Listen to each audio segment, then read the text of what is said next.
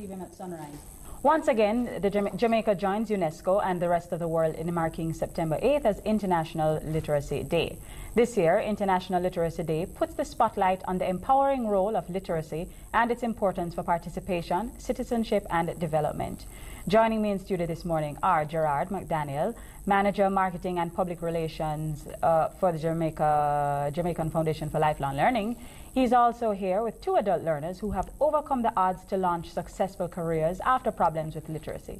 Nicholas Douglas and Claudette Raglan are also here. Good morning, good morning, good morning. Good morning. All right, so Literacy Day. Tell me how that came about at first. Well, it started in the UNESCO system many years ago because the UNESCO thought, United Nations Education, Scientific and Cultural Organization, so the education agenda of the world is structured through UNESCO, that so many millions of persons worldwide were not able to take charge of their lives, participate in decision making for their own welfare and so on, and that we should aggressively pursue an agenda for literacy. Here in Jamaica, we started that process in the late 50s with the National Literacy Board, and then the 70s, 1973, Jamal started. Right.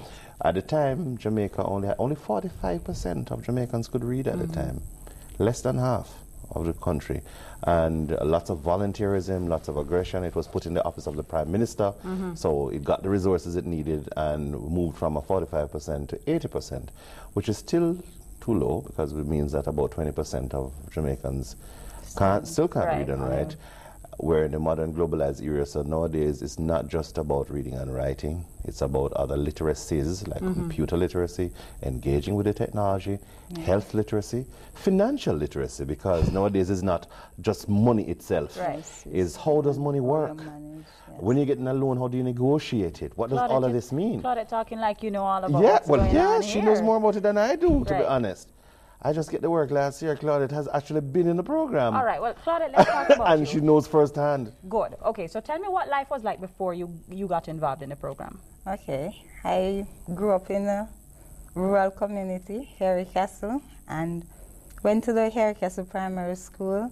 Move on, I did the common entrance, did not pass that, so I did the entrance exam for Happy Grove High School, which I did pass, so I went there, but I was unable to continue my education there, so I dropped out of school at 8th grade, so because of financial strain on my parents. Okay, so then what happened why you decided to become involved in the program?